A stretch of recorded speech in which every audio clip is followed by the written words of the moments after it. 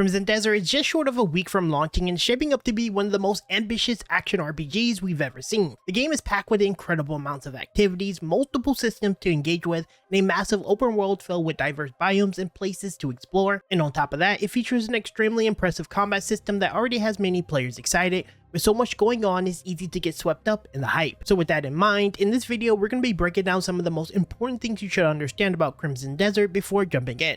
From the story and the combat to the character progression and even monetization, we're covering the systems and mechanics that will shape your experience with the game. My name is Fervor, thank you guys for being here, and here are 10 crucial details you need to know about Crimson Desert before the launch.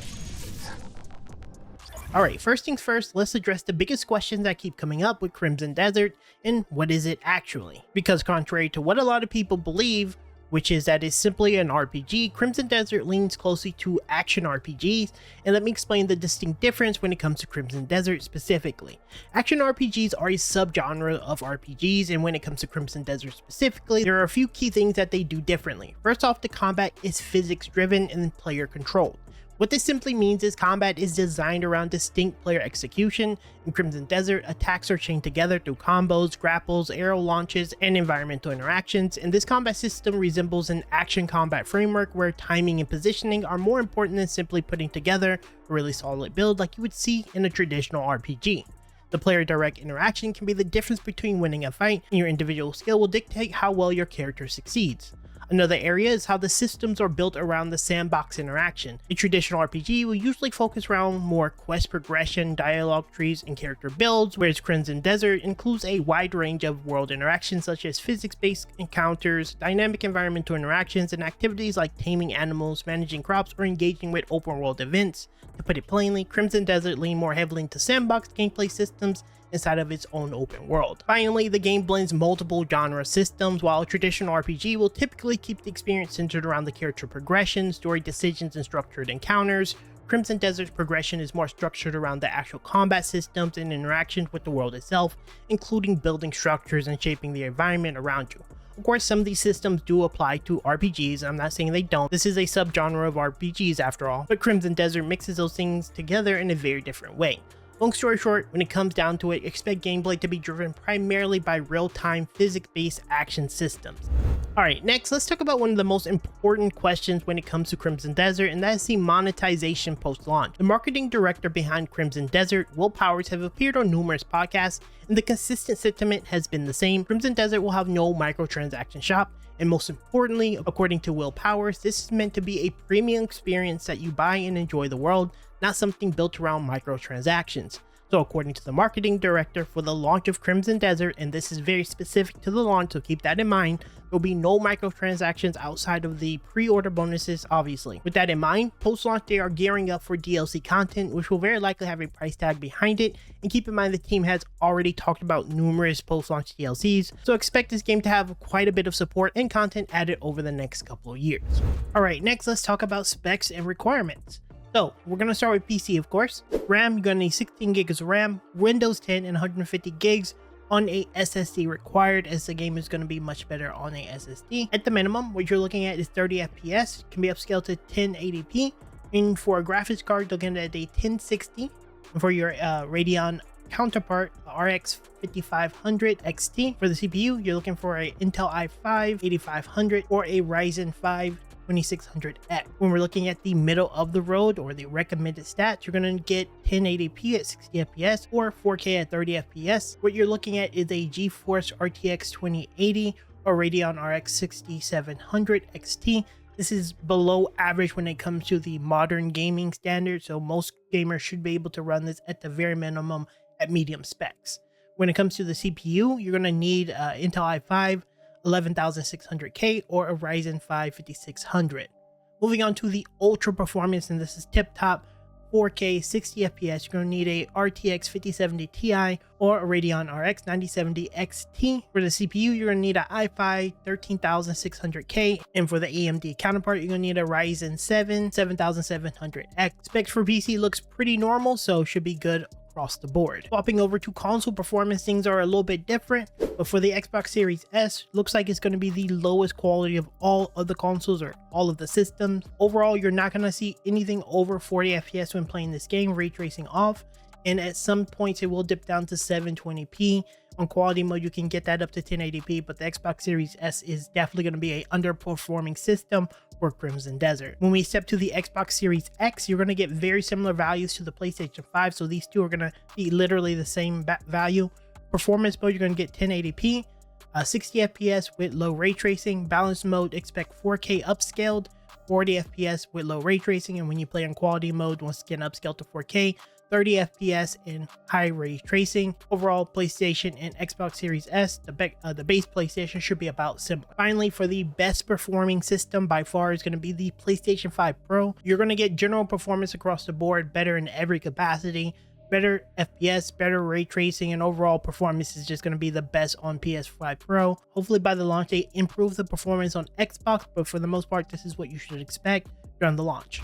Next, let's talk about character and character customization, and what I mean here is a basic overview of the characters themselves and how you can visually change their appearance and such. This is not so much about progression, but we'll cover that in a moment. As of what we know right now, and keep in mind this is always the possibility of adding additional characters, the three main characters we currently are aware of are Damian, Unka, and the main protagonist Cliff. Each of these characters have their own distinct playstyles, and they can be customized further through their individual skill trees.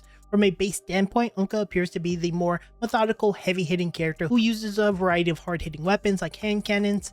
Damian is going to be, on the other hand, a much more dexterous fighter who has access to a versatile set of weapons, but her attacks tend to be significantly more fluid and agile compared to her counterparts. Of course, there's Cliff, the primary protagonist. From what we understand, the vast majority of the main story beats will be experienced through his perspective. There will certainly be side content where the other characters become more relevant, but for the most part, the core narrative seems to revolve around Cliff. He also appears to be the most versatile in terms of weapon variety, wielding everything from dual wields to hammer, glaives, magic, and several other types of weapon. When it comes to visual customization, we already seen a large number of options. Players will be able to change things like outfits, hairstyles, and even detailed coloration settings, along with several other visual adjustments. From everything shown so far, it looks like you'll be able to personalize each character quite a bit. That said, it's unlikely you'll be able to change things like gender or race, but you should still have plenty of freedom to customize your party members, so each of them have their own distinct style. Next, let's talk about the world, because the setting is just as important as the story itself. The story of Crimson Desert takes place on the continent of Pywell, which is divided into several major regions that make up the game's world. First, we have Hernan. This is the mountainous and river-filled region, and essentially where Cliff begins his journey. Next, we have Pylun. This area sits in the northern part of Pywell and known as the homeland of the Greymanes. The third region is Demonis. This region serves as one of the major political and military centers on the entire continent. Then we have Delicia. This region is known for its technological advancement and focus on engineering and invention. Finally, there is Crimson Desert itself, a vast, arid wasteland defined by its red sands and harsh environments. Together, these 5 regions form the core of Pywell's open world, and is ultimately where Cliff's journey unfolds. As the story progresses, players will travel across these different regions, encountering new factions, conflicts, and characters while slowly piecing together the larger narrative of what's happening across the continent. Each region represents a different chapter of the journey, meaning the world itself becomes a major part of how the story is discovered as players move from one area to the next. And keep in mind, there is no level scaling in Crimson Desert, so each individual region will have their own level scaling, so you should be challenged every time you go to a new region. In previous regions, you should be much stronger, giving you a solid sense of character progression as you progress throughout the world. Now, while we're on the subject of the world, let's talk about what you'll actually be doing in it. When it comes to Crimson Desert, this list is honestly pretty large. In fact, there's so much that we probably won't even be able to cover everything in here, because that could easily be an entire video on its own. But nonetheless, outside of the main story, players will actually have access to a wide range of systems and activities throughout the continent of Pywell.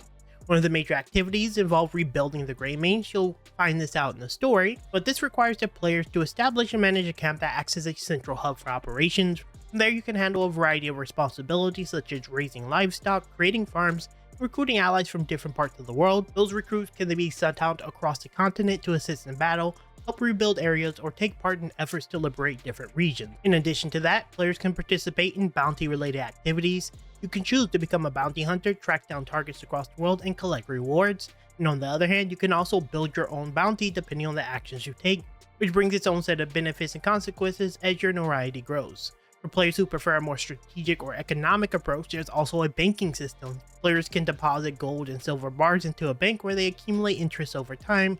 This creates another path of progression, allowing players to build influence and power through wealth and investments rather than direct combat. And of course, there's the more traditional adventure side of games, the more Breath of the Wild approach, where players can simply venture out into the world to explore. You can travel across the environments, discovering puzzles, hidden locations, and different challenges scattered throughout the map. Exploration itself will actually reward players with various passive benefits and discoveries as you interact with the world. Long story short, there is a huge amount of activities in the world of Pywell, and what we've covered here today only represents a very small fraction of what the game actually offers. Now, as previously stated, we talked about the characters themselves, who they are and what you can do with their appearance, but now let's actually talk about how progression and the different systems tie into that. On the surface level, there are quite a few ways your character can grow throughout the game. First off, you'll have access to individual skill trees. Each character has their own set of skills that you can invest into, and from what we've seen so far, they aren't just passive stat bonuses. While there are some passives definitely mixed in, most of the skill tree revolve around unlocking actual abilities that directly impact how your character plays, meaning the choices that you make here will have actual real influence on combat and playstyle. Beyond the skill tree, exploration actually plays a major role in progression. As players explore the world of Hyrule, they'll actually discover artifacts that provide various bonuses. These artifacts can then be used to further strengthen your character, giving exploration a direct connection to how powerful your character becomes over time. That's very important. Another interesting system involves studying enemies. By observing enemies as they perform different moves and abilities, your character can actually learn from them. Over time, this allows you to acquire skills or techniques that you otherwise wouldn't have access to, turning enemy encounters into another form of progression. Crafting is also a major component. Defeating enemies and bosses can reward players with gear drops, but you're not limited to relying on random drops alone. Players will actually be able to craft equipment through blacksmith or within their own camp, allowing you to build the gear you need rather than waiting for it to appear. On top of that, there's gear enhancements tied to something known as the Abyss gear. This system allows players to upgrade and enhance their weapons, armor, and equipment, pushing your overall power even higher once slotted into your gear. And because of all of this, exploration once again becomes incredibly important. Many of the best items, upgrades, and opportunities for progression come from traveling and traversing the world. Whether that means actually discovering hidden locations, finding powerful artifacts, or facing off against dangerous bosses scattered across the continent. And again, this is just a slice of the overall systems in the game, but even just looking at these systems alone, it's clear that character progression in Crimson Desert is already shaping up to be fairly deep and layered. Alright, finally, let's talk about the pre-download start date and the size, because this is important. So, Crimson Desert is set to release on March the 19th, obviously, but the preload is expected to be 48 hours before the release date, so March the 17th at 3 p.m. PDT. Now, keep in mind, this is the data that we have for now. We very likely could change over the next course of the couple of days. If so, I will pin down in the comment section if there is a change. As we know for now, March the 17th is the pre-download day.